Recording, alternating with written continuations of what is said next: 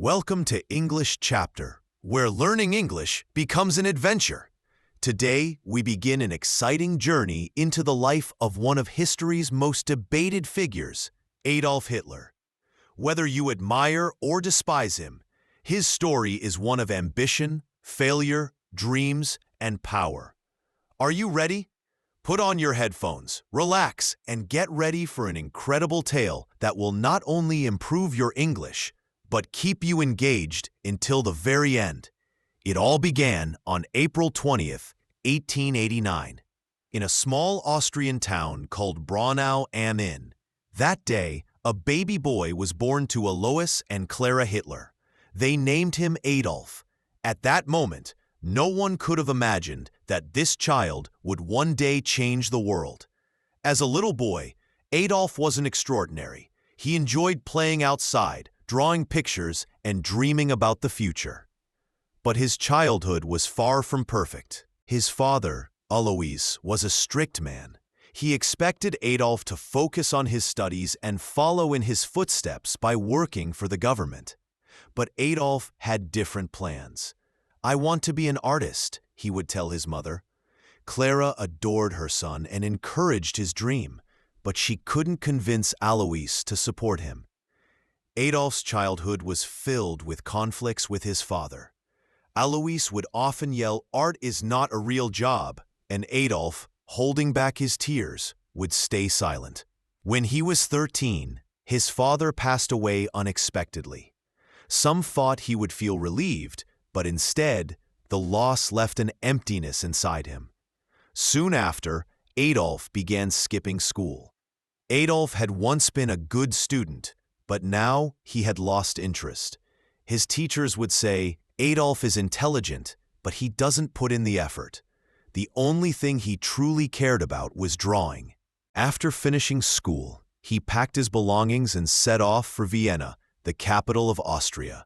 He was filled with excitement. Vienna was known as a city of art. "This is where I will become a famous painter," he thought. With high hopes, he applied to the Academy of Fine Arts, a prestigious art school. But when the results came, his dreams were crushed. He had been rejected. The school told him, "Your work is not good enough." Adolf felt ashamed and humiliated. "I'll try again," he promised himself. But when he applied the following year, he was rejected once more. This second failure devastated him. Without a place in school or a steady job, life became a struggle. He lived in tiny, filthy rooms, and at times even had to sleep on the streets. To survive, he painted postcards and sold them to tourists for small change. "Why is life so unfair?" he often wondered. During this difficult time, he suffered another loss. His mother passed away. Left completely alone, his sadness turned into anger. Instead of blaming himself, he began to blame others for his failures. "It's not my fault," he would say. Then, in 1914, everything changed. World War I had begun, and Adolf saw it as a chance to give his life meaning. He eagerly joined the German army, feeling for the first time that he was part of something important. "Now I finally belong somewhere," he thought. As a soldier, Adolf proved to be brave. He carried messages through dangerous battlefields and even earned 2 medals for his courage. But in 1918, Germany lost the war. Adolf was furious. "Our leaders have betrayed us," he shouted. He believed Germany needed a strong leader to restore its power. After the war, he returned to Germany and found a country in chaos. People were struggling. Poverty and hunger were everywhere. Many were angry about how the war had ended. Seeing this unrest, Adolf realized it was his opportunity. He joined a small political group called the German Workers' Party. He had a powerful voice, and when he spoke, people paid attention. His speeches were filled with anger, passion, and big promises. "Germany will rise again," he declared. Slowly, more and more people started to believe in him. Adolf decided to rename the group calling it the National Socialist German Workers' Party, better known as the Nazi Party. He also designed its symbol, a red flag with a black swastika. "This will become the most powerful symbol in the world," he proclaimed. His speeches gained attention, and soon thousands of people came to listen. They believed in his vision of making Germany strong again. But his ideas were dangerous. He blamed certain groups for Germany's struggles and wanted the country to belong only to true Germans. After World War I, Germany was in crisis. Jobs were scarce, food prices were high, and many families were struggling to survive. On top of that, Germany had to pay large amounts of money to other countries as punishment for losing the war. The people were frustrated and hopeless. Adolf recognized their suffering. "This is not your fault," he told them. "I know who is responsible." His words gave people hope, but they also filled them with anger toward others. Slowly, his name became known across Germany. Determined to grow his movement, Adolf organized large gatherings and delivered fiery speeches. "Germany will be great again," he shouted. The crowds cheered and applauded. In 1923, he attempted to take over the German government by force. This event became known as the Beer Hall Putsch, but it failed. Adolf was arrested and sentenced to 9 months in prison. While behind bars, he wrote a book called Mein Kampf, which means My Struggle. In it, he explained his beliefs. He wrote that Germany needed to be strong again and claimed that certain groups were the enemy. His book became popular, and many Germans started to accept his ideas. Once he was released from prison, Adolf worked even harder. The Nazi Party continued to grow in strength. Then, in 1933, he was appointed Chancellor of Germany, the country's highest leader. A new chapter in history had begun. He promised jobs, a powerful military, and a bright future. People believed in him, but they had no idea what he was planning. As Chancellor, Adolf made big changes. He built roads, factories, and schools. More people found jobs, and Germany started to recover. Citizens felt hopeful again. They called him a hero. But behind this success, he had dangerous plans. He took control of newspapers, radio stations, and schools. "You must only believe in Adolf Hitler," people were told. Anyone who disagreed with him was either punished or sent to prison. He also created a powerful military group called the SS and formed an organization for young boys called the Hitler Youth. They were trained to fight and spread Nazi beliefs. Everywhere in Germany, people saw the swastika flag. It became the symbol of Adolf's control. Adolf's speeches became even more intense. He would declare, "Germany is the greatest. We will rule the world." Crowds would cheer and chant, "Heil Hitler." Then, in 1939, he made his boldest move yet. He ordered his army to invade Poland. This attack marked the beginning of World War II. Adolf's ultimate goal was to conquer all of Europe and make Germany the most powerful nation on the planet. At first, his army was unstoppable. They were strong, well-trained, and won many battles. But as the war continued, things began to fall apart. Adolf had made too many enemies. While the world was at war, he was carrying out something even more horrific. He wanted to eliminate Jewish people and others he believed didn't fit into his vision of Germany. This became known as the Holocaust, one of the darkest and most tragic events in human history. Millions of innocent people were sent to concentration camps and murdered. By 1944, Germany was losing the war. Powerful enemies, including the United States, the Soviet Union, and Britain, were closing in. German cities were bombed day and night. The same people who once praised Adolf as a hero now felt betrayed. Hope was fading. As defeat became inevitable, Adolf grew paranoid.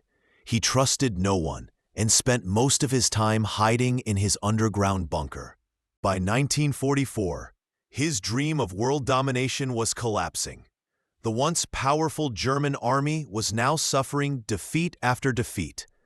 The Soviet Union, one of Germany's strongest enemies, pushed the German forces back from the east. Meanwhile, American and British troops launched attacks from the west. German cities were left in ruins, families lost everything, and people began to question their loyalty to Adolf. "Why did we follow him?" they asked. But Adolf refused to accept defeat. From his bunker, he continued to give orders to his generals. "We will never surrender," he shouted. Deep inside, however, even he knew the war was lost. By early 1945, Adolf remained hidden in his underground bunker in Berlin. It was cold and dark, but it was one of the few places safe from bombings. He spent his time making last-minute plans, even though there was little hope left. He wasn't alone. His most loyal followers stayed with him, including his longtime partner, Eva Braun. Eva had stood by his side for years, though Adolf had kept their relationship private. Despite everything, she remained devoted to him, even in his final days. Outside the bunker, the sounds of war grew louder. The Soviet army was closing in on Berlin.